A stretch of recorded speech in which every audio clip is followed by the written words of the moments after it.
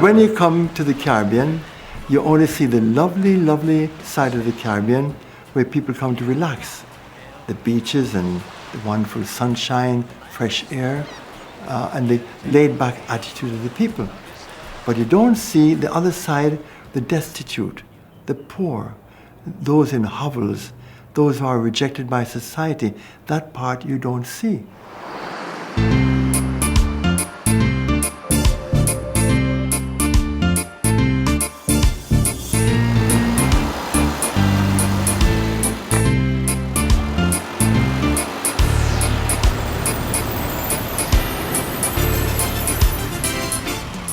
By all accounts, a paradise on earth. Nonetheless, Jamaica has a more sinister side.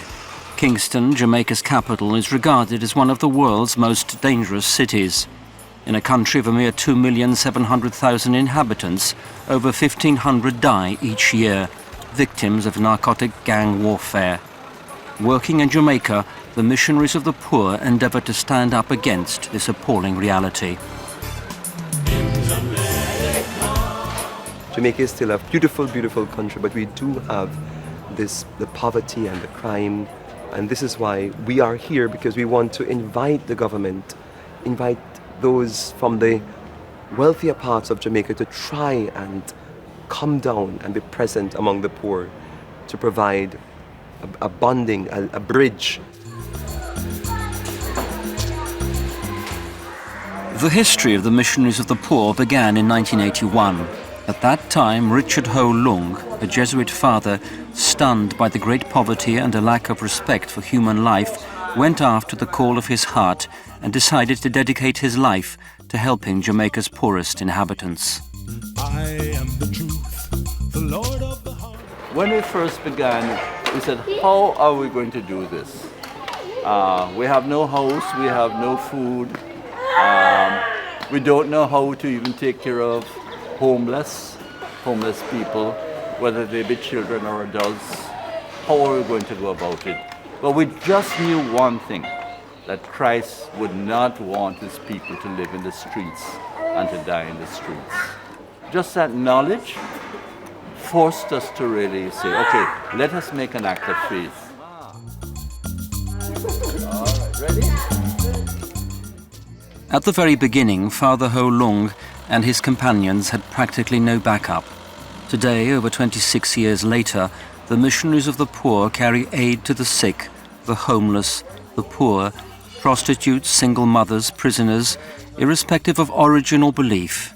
They receive no remuneration for their work. The fundamental mission we have is to work among the least, those who really, unless you are there, they will die. We also try to assist the able-bodied poor. We use the term the destitute, those who are really abandoned, retarded, physically handicapped, mentally challenged, out on the street, homeless. For us, that's the fundamental focus of our lives. Let us pray. In the name of the Father, and of the Son, and of the Holy Spirit. Amen. The missionaries presently own 5 homes, 2 for women, 2 for men, and 1 for children. They bring material and spiritual help. They often take on the role of stand-in families for people abandoned by their own families, as well as of parents of unwanted children. People dying from AIDS often choose to come to their homes. Some of them, we get them from the hospital when they leave them. For example, their family leave them in the hospital and they discharge. They have no one nowhere to go. We do everything for them. They get sick more. They need to go to the hospital. We send them. The bodies save them, feed them, and even bathing them if they are not able to bathe themselves.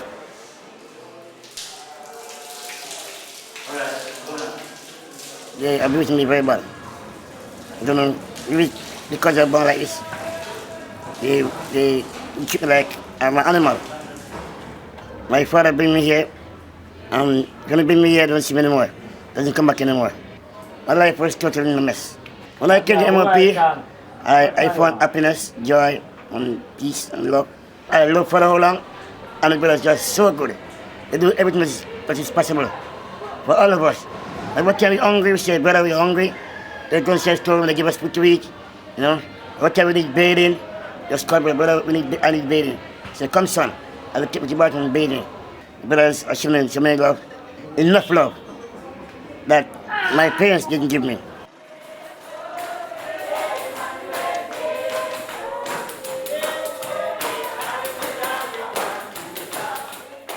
The activities of the Missionaries of the Poor are, however, not uniquely limited to work in their homes amongst the ill and the needy.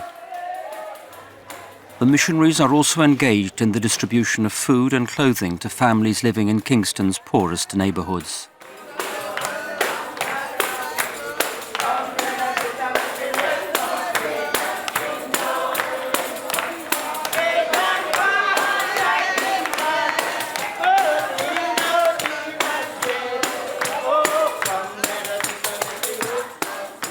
The Missionaries of the Poor also serve the community with their skills, helping Kingston's poorest inhabitants rebuild their homes devastated by hurricanes. I was have a problem with my child's room, also my room. The rain is falling and coming like it's outside, the rain falling. So I don't have any source to get it fixed, so I went to them. And I get so good, they come and help us. And them do a good work, and I'm thankful for them. Them don't charge, they are loving people.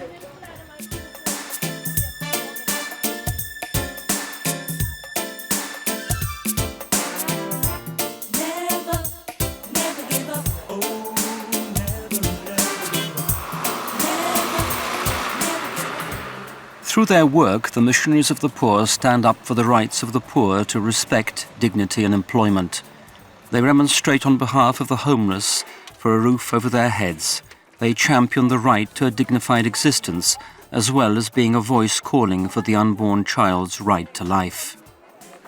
When I see what is happening to women and the fact that in Jamaica there is a threat to introduce the abortion law, I know that I must react to that, because you're talking about the most defenseless and the weakest. So what I would like to do, first of all, is to build a home where women can come, leave off their babies, go to work. In that same apostolate is to have a prenatal clinic.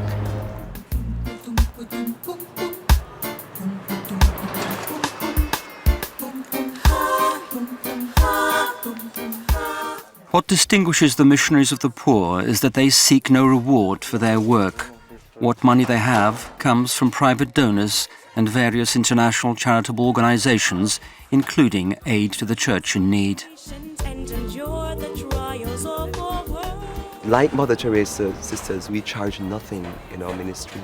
By making that act of faith in serving the poor freely and in our simplicity, we are making an act of faith that God will provide by opening the hearts of those who can help. For the last 27 years, the Lord has provided.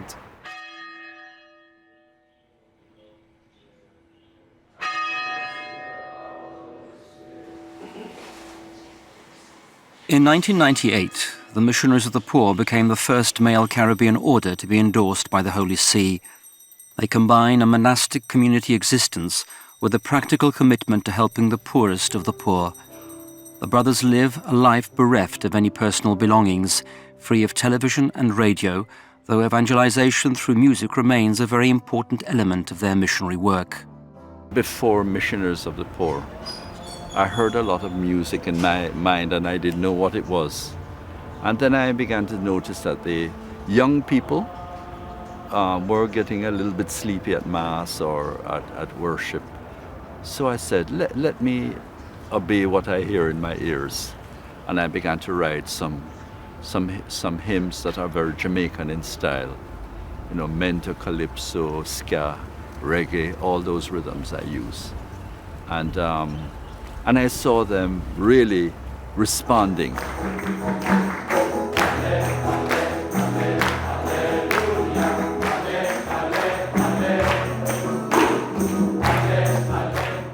Presently, together with a group of professional musicians, actors and volunteers, Father Ho Lung is preparing a number of musical presentations, which, amongst others, include Jesus 2000 and Amazing Grace. These musical events have been received with unprecedented enthusiasm, not only in their native Jamaica, but also across the United States and Canada.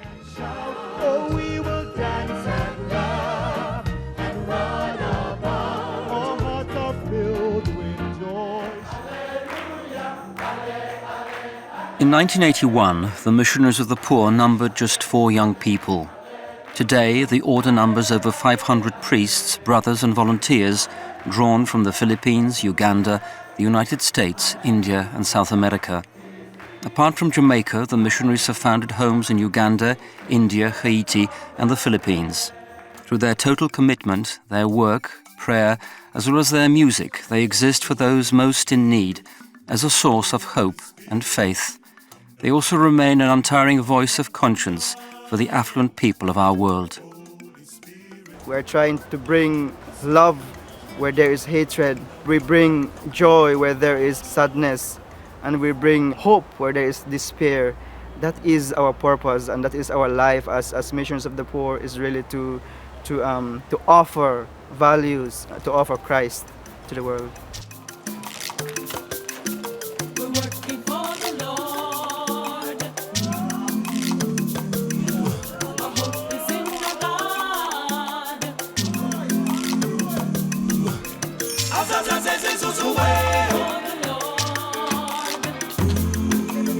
As